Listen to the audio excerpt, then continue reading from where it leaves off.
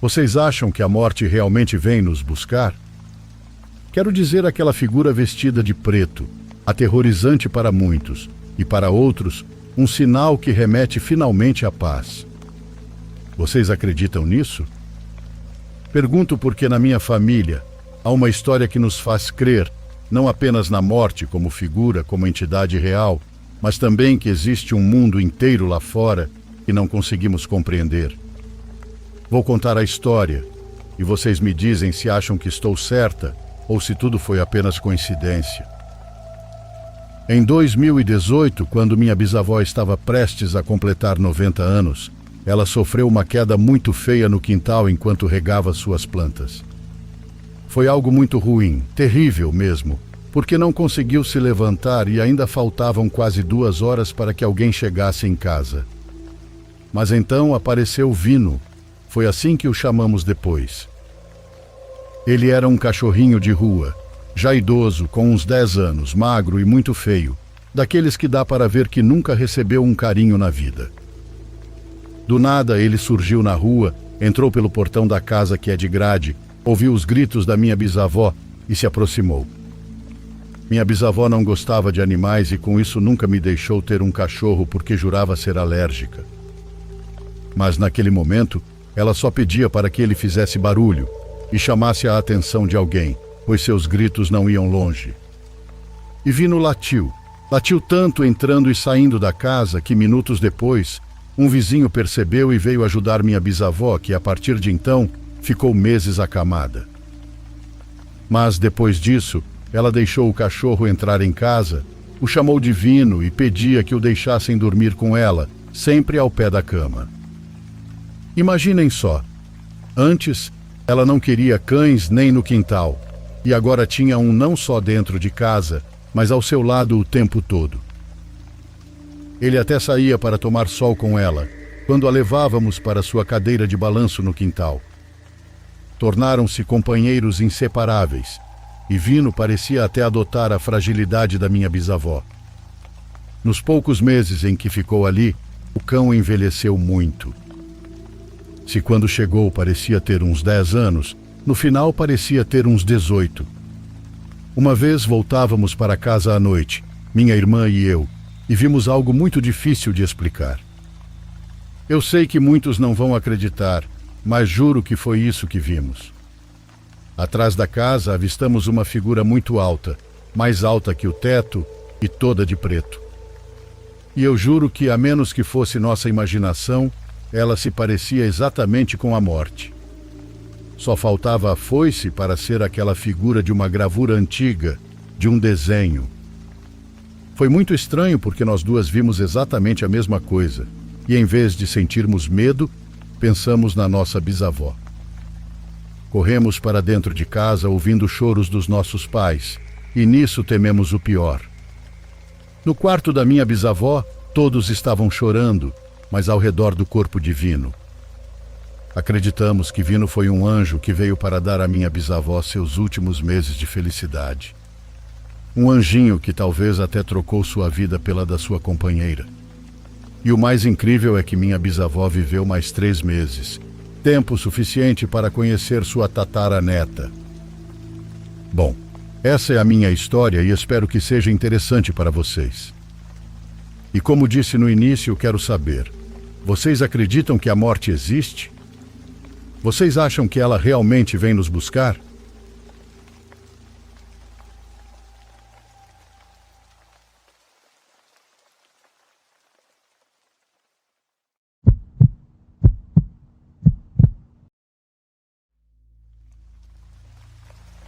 Gostaria de compartilhar uma experiência que ainda me pesa muito relatar.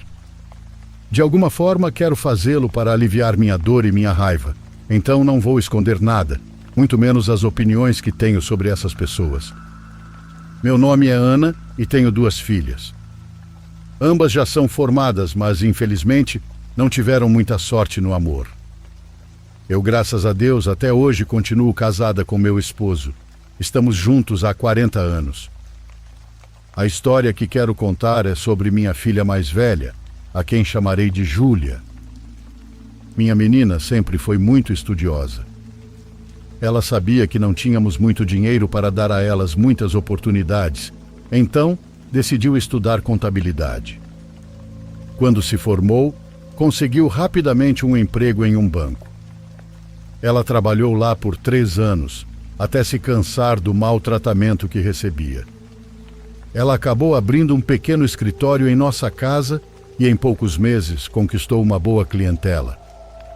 Graças ao seu trabalho, minha filha pôde nos proporcionar uma casa melhor e paramos de nos preocupar com o que íamos comer. Aos 15 anos, ela teve uma decepção amorosa e, a partir de então, não quis mais saber de romances. As coisas foram assim até que, certa noite, durante o jantar, ela nos contou que havia se apaixonado por um rapaz. Meu esposo e eu ficamos surpresos, pois, além disso, Júlia nos disse que já estava saindo com ele havia 3 meses. Meu marido, que é super protetor e um pouco ciumento, perguntou por que ela não havia nos contado antes e se estava escondendo isso por alguma razão. Na época, minha filha já tinha 30 anos e nos respondeu que era uma mulher adulta, que podia manter sua vida privada em segredo. Como morávamos na mesma casa, não queríamos brigar com ela, então, para acalmar as coisas, sugeri que fizéssemos um almoço para conhecê-lo. Organizamos o almoço para o fim de semana e o rapaz veio com sua mãe. Seu nome era Ronaldo e sua mãe se chamava Sara. Ronaldo parecia bem apresentado e educado, mas desde o início notei coisas que não gostei. Ele não deixava minha filha falar em algumas ocasiões e criticava seu jeito de se vestir, de mastigar, entre outras coisas. Já Sara era um verdadeiro doce, como costumo dizer. Ela elogiou a comida e até comentou que eu parecia muito jovem. No entanto, percebi que ela observava cada detalhe da casa, como se estivesse avaliando nossos bens. Desde o começo, não gostei de nenhum dos dois, e meu marido também não. Após o jantar, tentamos conversar com Júlia. Perguntamos se ela tinha certeza de querer ficar com um homem como ele. Percebi que minha filha estava cega de amor, pois aos seus olhos Ronaldo não tinha defeitos. Pelo contrário, ela se sentia sortuda por um homem tão incrível ter se interessado por ela. Meu marido apenas disse que deveríamos rezar para que esse relacionamento não durasse muito. Mas infelizmente não foi assim. Após 1 ano de namoro, eles se casaram e se mudaram para outro estado. Minha filha mudou muito depois disso. Ela parou de nos visitar e também deixou de nos ajudar financeiramente com algumas coisas. Para termos uma fonte de renda, abrimos uma lojinha de doces e colocamos alguns computadores para aluguel. 6 meses se passaram sem que a víssemos, até que finalmente veio nos visitar. Meu Deus! Só de lembrar sinto uma dor no coração. Minha filha estava muito magra, quase pele e osso. Perguntei o que estava acontecendo, e ela respondeu que não sabia, pois comia muito. Ela disse que a sogra sempre levava comida para eles, e que todas as noites preparavam para ela uma vitamina de chocolate muito doce. Mas ela nunca reclamava, pois ficava sem graça. Meu instinto de mãe me alertou, mas ignorei, até porque nunca acreditei em bruxaria. Pedi que minha filha fosse ao médico e fizesse exames. Nessa visita, Júlia também nos contou que Ronaldo não trabalhava, e com isso, ela tinha que arcar com todas as despesas. Meu marido ficou furioso e disse que o papel do homem era sustentar a família, não o contrário. Como Júlia começou a se irritar, preferiu ir embora. Em outra ocasião, voltaram a nos visitar, mas desta vez acompanhados por Sara, que não desgrudava dela nem por um instante. Minha filha não estava nada bem de saúde, e essa visita foi algo que nunca esquecerei. Certa noite vi Sara preparando a vitamina de chocolate, mas notei que ela colocava um ovo com a gema preta. Aquilo me causou repulsa, e perguntei por que ela usava um ovo estragado. No início, Sara ficou nervosa, mas depois disse que eu havia me enganado, que o ovo estava bom e que eu poderia cheirá-lo para conferir. Fiz isso e, para minha surpresa, o ovo realmente não cheirava mal.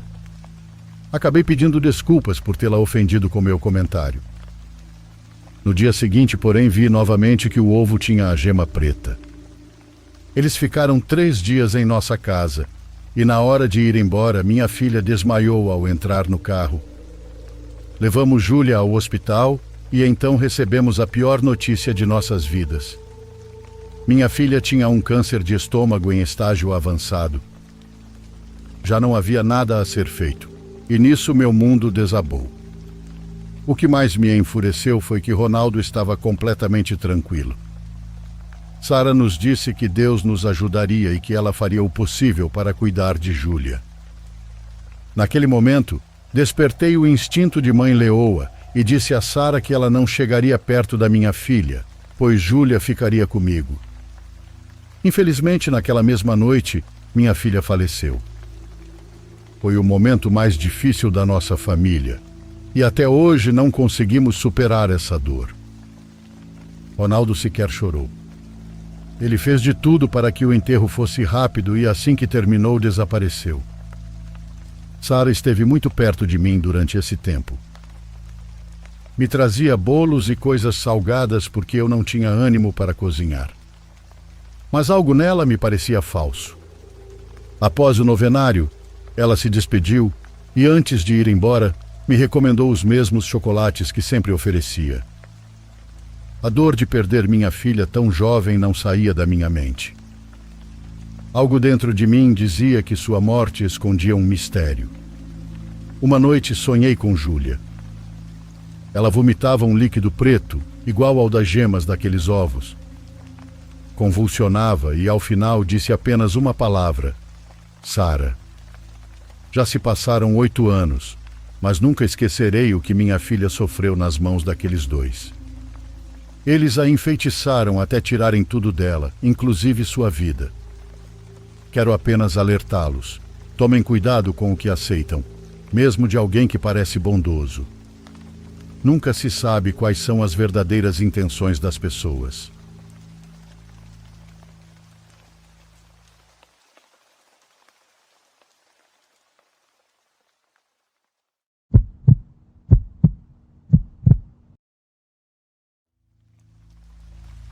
Meu pai trabalhou ao volante a vida inteira, seja como taxista, caminhoneiro ou motorista de ônibus particular. Ele sempre viveu na estrada e dessa forma conheceu todo o país. Hoje quero contar algo que aconteceu comigo em uma das primeiras vezes que o acompanhei em uma longa viagem. Ele fazia mudanças para outros estados na empresa de um amigo dele, que infelizmente já não existe. O trabalho era muito simples. Íamos até a base onde estavam os caminhões, depois seguíamos até o endereço indicado, onde uma equipe de carregadores enchia o caminhão com toda a mudança em menos de 1 hora. Em seguida, pegávamos a estrada para outra cidade ou outro estado, e ao chegar ao destino, outra equipe de carregadores locais já esperava para descarregar tudo em poucas horas. Às vezes, aproveitávamos a viagem para trazer algo de volta, mas isso era raro. Na maior parte das vezes era um trabalho simples de ida e volta. Esse era o segundo emprego do meu pai, pois ele passava a maior parte do tempo trabalhando como taxista. Não estou exagerando quando digo que a vida dele era ao volante, e por muito tempo enquanto eu crescia, me imaginava assim também. Eu não queria estudar porque tudo o que queria era dirigir como ele. Mas meu pai trabalhou duro para que eu tivesse outras possibilidades. Ele nunca disse que trabalhar dirigindo não era digno ou que não dava para ganhar bem, mas ele queria que eu tivesse opções.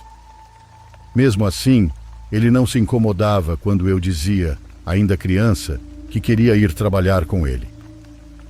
Por isso, sempre que possível, ele me levava em viagens curtas dentro da cidade e depois, como mencionei no início da história, me permitiu acompanhá-lo em viagens mais longas. Eu tinha 13 anos quando fui com ele em uma dessas viagens de mudança.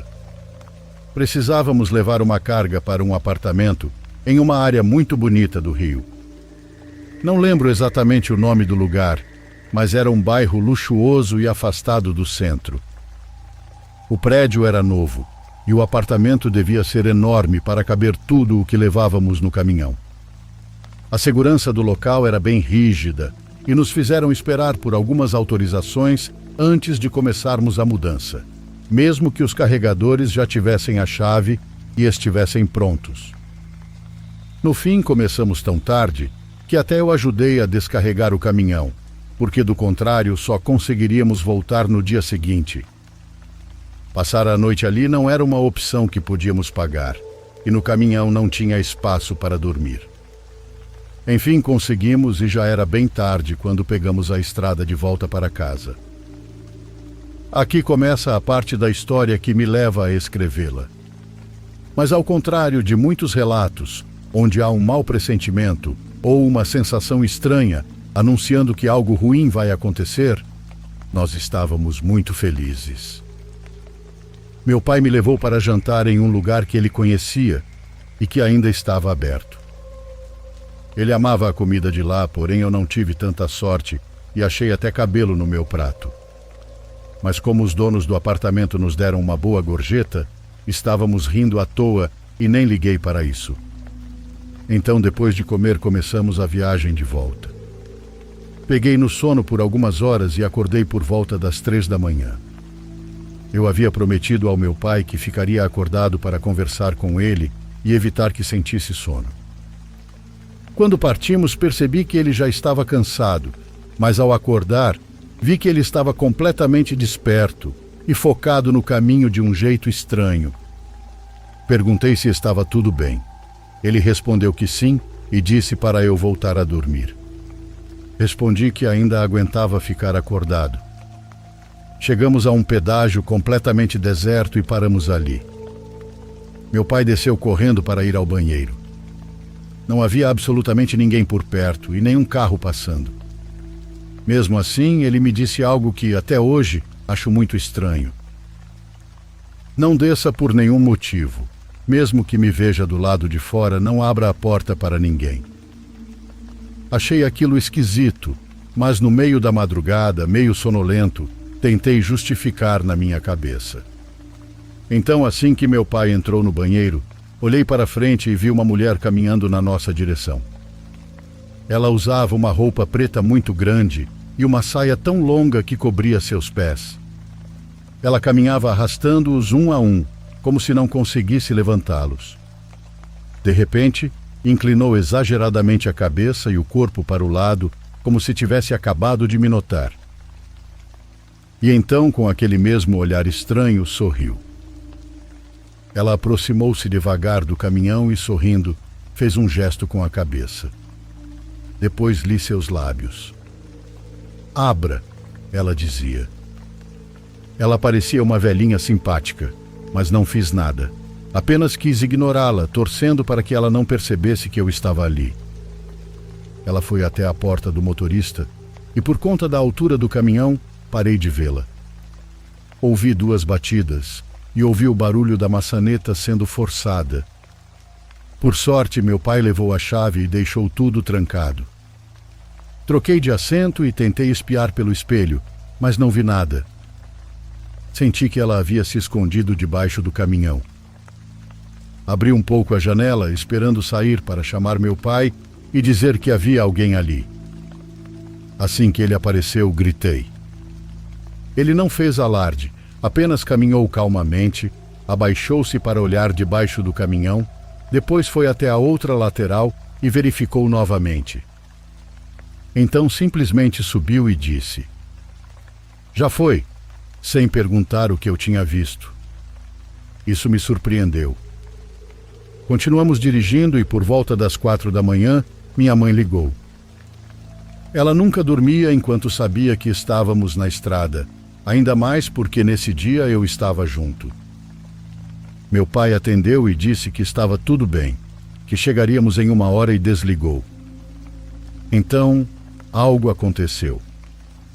Meu pai diminuiu a velocidade e começou a olhar atentamente para a estrada, como se procurasse algo. E de repente parou o caminhão. Antes que eu perguntasse o que era, vi. Um menino de uns 2 ou 3 anos saiu do mato e parou bem no meio da estrada. Ele acenou com a mãozinha e disse: "Ajuda, aqui, ajuda!" Meu pai apenas olhava fixamente. Toquei no ombro dele para perguntar se devíamos parar, mas ele me fez sinal de silêncio. Então, em voz baixa, ele disse: "Das 3 às 4 não se abre para ninguém." Desde aquela noite, nunca mais viajei nesse horário.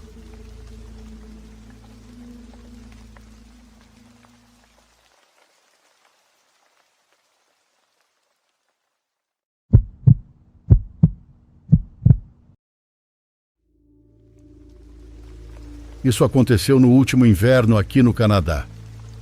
Não consigo me lembrar exatamente quando, mas sei que nevou muito naquela semana e mal saí de casa por causa disso. Eu trabalhava no que chamam de modelo híbrido, então às vezes era de casa e às vezes ia até o escritório. Por causa da neve, fiquei em casa a semana inteira e trabalhei de uma pequena escrivaninha no meu quarto. Essa casa que eu alugava tinha apenas 1 andar e 2 quartos. Nesse dia acordei, fiz café e me sentei para trabalhar, praticamente sem sair da minha mesa até às 20 horas. O dia inteiro ventou e nevou muito. Quando finalmente me levantei, fiz o jantar, depois limpei a casa e saí para levar as lixeiras até a calçada. Enquanto voltava para a porta da frente, percebi que a neve do lado esquerdo da minha casa parecia estranha. Em todos os outros lugares, ela estava acumulada e lisa, mas ali algo claramente tinha mexido com ela. Fui até lá para olhar mais de perto e rapidamente reconheci uma linha de pegadas na neve. Isso foi um pouco preocupante, pois estava muito perto da minha casa e não apenas nos arredores. Segui as pegadas por toda a lateral da casa até que, de repente, elas desapareceram. No final, parecia que alguém havia se movimentado naquele ponto por um tempo, e isso era exatamente do lado de fora da janela do meu quarto, onde eu estava trabalhando. Isso foi extremamente assustador. Quero dizer, estava frio e ventava muito, porque alguém estaria andando por aí e indo até a minha janela. Felizmente eu tinha deixado as persianas fechadas, mas ainda era possível enxergar um pouco pelas frestas. Bem do outro lado da janela estava a minha mesa, então essa pessoa poderia estar me observando. Porém, eu esperava estar apenas exagerando. Voltei para dentro e me aqueci. Eu realmente não sabia o que mais poderia fazer sobre isso. Obviamente, quem quer que fosse já não estava mais lá, então não havia nada a ser feito. Segui com minha noite e, por fim, fui dormir por volta das 23 horas. Antes de deitar, dei uma última olhada pela janela. Chequei 3 vezes se a janela estava trancada e fui para a cama. Dormi a noite inteira e a primeira coisa que fiz ao acordar foi ir até a janela e verificar novamente. Meu rosto sonolento despertou na mesma hora. Havia pegadas frescas na neve de novo, bem ao lado da janela. Rapidamente coloquei meu casaco e botas de neve e corri para fora. As pegadas eram quase idênticas às de antes, indo até a lateral da minha casa e se acumulando bem embaixo da janela. Olhei ao redor para a camada intocada de neve cobrindo o resto do chão perto da minha casa, mas não havia mais sinais. Voltei para dentro e acabei ligando para o número de emergências não urgentes e relatei o que estava acontecendo. Sabia que eles não poderiam fazer muita coisa, mas pensei que, pelo menos, se algo acontecesse, eles já estariam cientes da situação. Depois disso, tive que ir trabalhar. Tentei olhar pela janela de tempos em tempos, mas a neve foi cobrindo as pegadas lentamente e eu nunca vi mais nada. Saí do trabalho novamente às 20 horas, então já estava escuro e muito frio. Levantei-me da mesa e fui até a janela, afastando as persianas e vendo a neve lisa e intocada. O alívio que senti foi imenso, mas meus olhos desceram um pouco. No instante em que soltei as persianas, meu coração quase parou. A trava estava destrancada e a janela não estava mais fechada. Eu não podia acreditar. Tinha verificado 3 vezes na noite anterior e nunca mais toquei nela desde então. Um pouco nervoso com a situação, estendi a mão e segurei a maçaneta. A janela abriu com facilidade. Quem quer que fosse, tinha destrancado a janela da última vez que esteve ali, no meio da noite. Como eu não ouvi nada? Será que essa pessoa entrou? Afastei-me e andei devagar pelo corredor. Meus olhos vasculhavam cada centímetro enquanto eu me dirigia lentamente à porta da frente. Peguei minhas chaves, calcei as botas e corri para o carro. Liguei para a polícia e esperei na entrada da garagem. Acho que meu carro nem conseguiria sair da neve, mesmo que eu quisesse fugir. 10 longos minutos depois, um policial chegou e ele entrou para verificar se a casa estava segura. O tempo parecia se arrastar, mas esperei enquanto os minutos passavam. Quando já fazia quase 5 minutos, soube que algo estava errado. Então, finalmente, o policial saiu, com um homem de aparência doida algemado. Tanto o policial quanto o homem estavam cobertos de sangue. Claramente, eles tinham entrado em uma luta corporal. O policial disse que ele estava escondido dentro de um armário no corredor e o atacou com um estilete. O homem tinha 50 anos e possuía um olhar maligno. Minha vida ali nunca voltou ao normal e preferi alugar outro lugar. Não sei o que teria acontecido se eu tivesse continuado por mais tempo dentro da casa.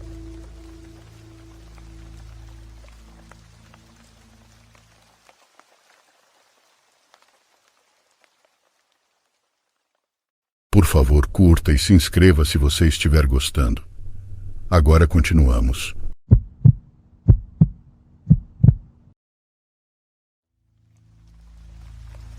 Meu nome é Marcela e trabalhei em uma fábrica de roupas esportivas que já não existe. Por volta do ano 2000, em Campinas, essa fábrica tinha 3 turnos e eu trabalhava no turno da manhã. Felizmente não precisávamos revezar os turnos, mas as horas extras eram uma vantagem.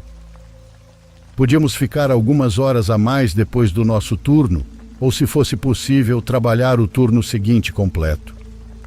A maioria das mulheres que trabalhavam no segundo turno eram casadas, pois assim conseguiam levar os filhos para a escola. Eu preferia o turno matutino por comodidade, para poder estudar ou fazer outras coisas à tarde. Trabalhávamos em módulos de 6 companheiras cada um. O trabalho consistia em uma mesa grande ao lado de uma máquina que montava as meias, dando-lhes a característica que tem quando as compramos nas lojas. Essas máquinas realizavam a função usando formas quentes em formato de perna e giravam em certa velocidade. As meias entravam na máquina e eram aquecidas para adquirir a forma correta. Enquanto uma colega colocava as meias, outra as retirava e as colocava na mesa. As demais as organizavam, etiquetavam e embalavam. Vale mencionar que essas máquinas precisavam ser ligadas manualmente e aquecidas por cerca de meia hora antes do uso. Mas o interessante começou quando, em uma ocasião, enquanto trabalhávamos no nosso módulo, 2 colegas comentaram que haviam ficado para horas extras no turno da noite. Elas disseram que parecia muito tranquilo, pois havia poucas trabalhadoras e apenas 4 dos 8 módulos estavam ativos. Além disso, a produção era menos pressionada pelo encarregado. Parecia uma ótima opção para ganhar um dinheiro extra. Minha amiga Érica me olhou com um sorriso, insinuando o que eu já estava pensando. Ela também era solteira e achamos que seria uma boa ideia para aumentar nossa renda. Afinal, a fábrica ficava perto de nossas casas. Como imagino que acontece em muitas fábricas, a supervisora passava pelos módulos perguntando quem queria ficar para horas extras e anotava os nomes em sua planilha. Decidimos que aceitaríamos essa oportunidade assim que surgisse. O dia chegou e, quando apareceu a chance, fomos as primeiras a nos inscrever para aquela noite. Cheguei em casa e contei à minha família que havia decidido trabalhar algumas horas extras na fábrica. Eles não gostaram muito da ideia, mas eu já tinha tomado minha decisão Então, naquela noite, sairia para trabalhar no turno noturno pela primeira vez. Tudo estava indo bem e, de fato, confirmamos que o ambiente era tranquilo. Apenas o segurança estava na guarita de entrada, além de 2 colegas na área de etiquetagem de roupas, de onde recebíamos enormes sacos de meias já passadas pelo processo de branqueamento. Algumas horas se passaram e, antes de fazermos uma pausa para um café, interrompemos a produção por alguns instantes. Algumas colegas disseram ter ouvido barulhos vindos da parte da fábrica onde os módulos estavam vazios.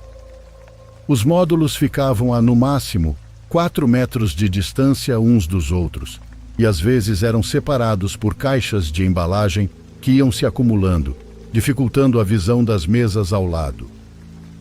Mas como a produção estava baixa, o ambiente estava mais aberto e era fácil ver que todas as trabalhadoras estavam reunidas na mesma área. Por isso, aquilo nos chamou tanto a atenção. Os ruídos vinham do lado oposto, de uma parte mais escura e vazia. Ficamos muito intrigadas e decidimos ir verificar o que estava acontecendo. E, para nossa surpresa, encontramos algo inexplicável. 2 das máquinas de montagem estavam ligadas e girando como se estivessem esperando que alguém colocasse meias nelas. Algumas colegas gritaram assustadas, pois ninguém entendia o que estava acontecendo. Algumas trabalhadoras que já tinham ficado no turno da noite antes disseram que nunca tinham presenciado algo assim, mas que havia boatos de que um homem aparecia e tocava as pessoas no ombro. Nos banheiros, algumas colegas diziam ter visto uma menina que chamava por mamãe, ou ouviam risadinhas, principalmente quando estavam sozinhas à noite ou de madrugada. Até aquele momento, nada de estranho tinha acontecido comigo. Chamamos nossos colegas para verificar, mas ao chegarmos lá, as máquinas já estavam desligadas e, ao tocá-las, percebemos que estavam completamente frias. Então, como era possível que todas tivéssemos visto as máquinas girando e ouvido o barulho característico delas? Nunca soubemos a resposta. O que era certo é que, depois desse dia, nunca mais conseguimos trabalhar com tranquilidade no turno da noite, com medo de que algo parecido acontecesse novamente. Se precisávamos ir ao banheiro, íamos sempre acompanhadas. Naquela noite, todas queríamos que o tempo passasse rápido e amanhecesse logo. Foi a primeira e última vez que trabalhei no turno noturno, pois após isso preferi fazer horas extras à tarde. Era uma função diferente, em que etiquetávamos e embalávamos roupas. Alguns anos depois, a fábrica foi fechada e transferida para outro local. Nunca soubemos o motivo.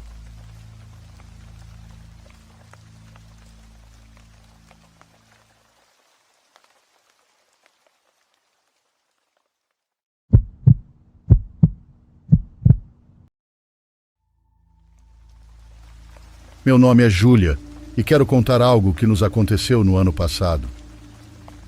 Não sei se é algo normal ou apenas um detalhe estranho, mas ainda me dá arrepios quando lembro. A história tem a ver com Carlinhos, o cachorro da minha avó. Ele sempre estava com ela no quarto, principalmente à noite, quando ela rezava antes de dormir. Ele se sentava ao lado dela, tranquilo, como se entendesse cada palavra.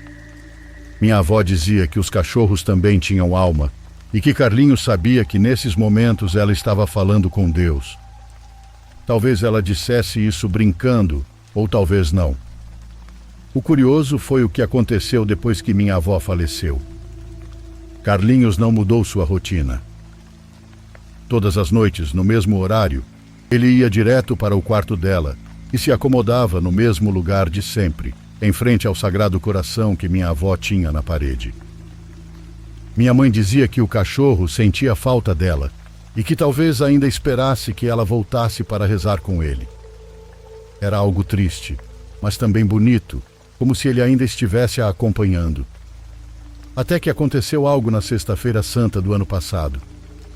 Minha mãe e eu estávamos voltando tarde para casa depois de ir ao mercado e dessa vez Carlinhos não nos recebeu, abanando o rabo como sempre fazia. Quando entramos na casa, algo nos fez parar imediatamente. Do quarto da minha avó, ouvimos uma voz. Porque tu disseste que Aba é meu refúgio e meu castelo, meu Deus em quem eu confio. Ficamos congeladas, pois era a voz da minha avó, ou algo muito parecido. Não era exatamente igual, havia algo estranho no tom, mas o ritmo da oração e as palavras eram exatamente as que minha avó repetia todas as noites. Minha mãe me olhou com os olhos arregalados. Não dissemos nada, apenas começamos a caminhar lentamente em direção ao quarto. Nenhum mal te alcançará, nem praga tocará a tua morada, a voz continuava. Minha mãe ergueu a mão, empurrou a porta e, naquele instante, a voz parou por completo. Carlinhos estava lá dentro, sentado no mesmo lugar de sempre. Ele nos olhou e, sem pressa, voltou o olhar para o Sagrado Coração. Com quem você está, Carlinhos? Perguntou minha mãe em voz baixa. Ele não se mexeu, nem sequer nos olhou dessa vez. Apenas permaneceu ali, com os olhos fixos na imagem. Ficamos paradas na porta, sem saber o que fazer.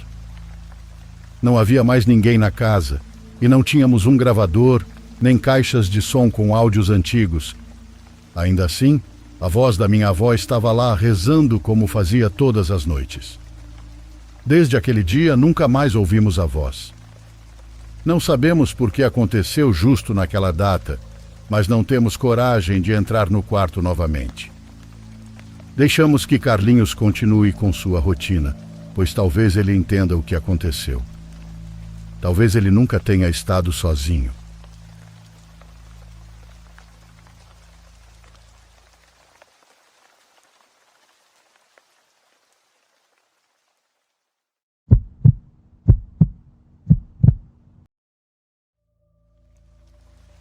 Quando eu estava na faculdade, costumava cuidar da casa de uma família quando eles saíam para as férias anuais. Tive algumas experiências assustadoras e estranhas lá, mas a que quero contar hoje foi a que me fez parar de cuidar da casa para eles. Eu estava na casa dos 20 e tentava me virar financeiramente, então cuidar de casas era um dos vários bicos que eu fazia. A família ia passar 2 semanas de férias no exterior e ficariam sem comunicação. Se algo desse errado, eu teria que chamar a polícia ou parentes deles, dependendo da situação. Já havia tido algumas experiências esquisitas naquela casa antes, mas nunca assustadoras o suficiente para me afastar, pois eles me pagavam muito bem. Eu trabalhava em um abrigo de animais e entendia bem de cuidados com bichos, especialmente gatos. A família tinha 4 gatos muito bem comportados. Nos primeiros dias, tudo correu bem. Eu dormia no quarto de hóspedes e ia para a faculdade a pé, já que eles moravam perto e isso me poupava dinheiro com estacionamento e alimentação. Depois de alguns dias, as coisas começaram a ficar estranhas. Meu namorado da época veio jantar comigo para fazer companhia, pois sabia que eu sempre ficava um pouco desconfortável naquela casa. Ficamos no quarto de hóspedes assistindo TV e comendo, até que ele disse que precisava ir embora. Achei que ele ficaria para dormir, mas naquela noite ele disse que tinha um forte pressentimento de que precisava dormir em sua casa. Ele me aconselhou a fazer o mesmo, porque o sentimento dele era muito ruim. Naquele momento, era quase meia-noite, e para ser honesta, eu não queria voltar para minha casa. Minha relação com minha família era complicada, e não me dava bem com meus pais. Cuidar da casa dessa família era o único tempo que eu tinha longe de casa e não queria desperdiçá-lo. Meu único irmão, que também é meu melhor amigo, já havia saído de casa por causa do ambiente tóxico e, sinceramente, a casa não parecia mais um lar sem ele. Eu disse a ele que ficaria bem e trancaria a casa depois que ele saísse.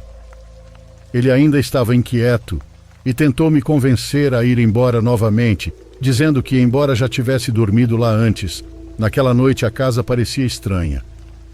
Achei que fosse por causa da idade da casa, com mais de 1 século de existência, mas ela havia sido reformada recentemente, então me senti mais segura. Após ele sair, tranquei todas as portas e janelas e ativei o alarme de segurança. Quando finalmente me deitei, a TV começou a ligar sozinha. Pensei que talvez estivesse sentado no controle remoto, mas o vi na mesa de cabeceira. Desliguei rapidamente a TV, mas logo ela ligou novamente, sem nenhum canal sintonizado, apenas uma tela preta e branca. Continuei desligando e ela continuava ligando. Comecei a ficar nervosa e acabei desligando a TV da tomada. Embora já tivesse tido experiências estranhas naquela casa antes, isso nunca havia acontecido. Decidi que era só um problema de fiação e fui dormir no sofá. No dia seguinte, meu namorado voltou e contei o que aconteceu. Ele disse que eu deveria ter ido embora. Estava assustada, mas para ser sincera, ainda era melhor do que lidar com a minha família. Naquela noite, jantamos juntos e assistimos a um filme na sala. Preciso explicar a estrutura da casa para o próximo acontecimento. A casa tem 2 andares. A entrada dava direto na sala, e o segundo andar, na verdade, era o porão, que funcionava como uma sala grande com um quarto extra. As escadas que levavam ao porão eram extremamente rangentes e assustadoras, algo que não entendi por que não foi consertado na reforma. Os gatos gostavam de ficar por perto, mas não necessariamente no colo. De todos os 4, um era o mais jovem, com cerca de 3 anos, um pouco menor que os outros. Naquela noite, enquanto assistíamos ao filme, meu sangue gelou ao ouvir sons vindos do porão, como um choro de bebê. Meu namorado olhou para mim, perguntando em silêncio se eu também estava ouvindo. Lembrei-me de que, às vezes, os gatos emitem sons parecidos com o choro de um bebê quando estão em perigo. Percebi que só contava 3 gatos. O mais jovem estava ausente. Desci até o porão e o encontrei preso no quarto extra. Ele era menor e mais enérgico e de alguma forma fechou a porta atrás de si. O levei de volta para cima e continuamos o filme. Pausamos depois para alimentá-los, pois os donos tinham uma rotina rígida para as refeições dos gatos. A estação de comida dos gatos ficava na cozinha, que era a área de conexão com o porão. Depois da refeição, os gatos costumavam se afastar para dormir em algum quarto, um comportamento normal durante todos os anos que cuidei deles. Terminamos o filme e fomos jantar, mas ouvimos de novo um choro vindo do porão, desta vez mais alto, pois estávamos mais perto. Sem ver nenhum gato por perto, desci as escadas chamando o nome do animal, mas com cada passo, o choro ficava mais alto. Ao chegar no porão, o som parou abruptamente. Procurei em todos os lugares, mas não havia nenhum gato. O medo começou a tomar conta e subi as escadas correndo. Ao voltar para a cozinha, senti um frio no corpo ao ver meu namorado com um olhar horrorizado, rodeado pelos 4 gatos. Ele me disse que, enquanto eu descia, os 4 apareceram ao mesmo tempo, vindos dos quartos. Nenhum gato esteve no porão o tempo todo. Empacotei rapidamente minhas coisas, coloquei-as na mochila e saímos da casa juntos. No restante da semana, só voltei para limpar a caixa de areia e alimentá-los uma vez por dia. Sei que quebrei a rotina deles, mas naquela altura não me importava mais. No último dia tranquei a casa, devolvi a chave no esconderijo, agradeci pela oportunidade e disse que não voltaria mais.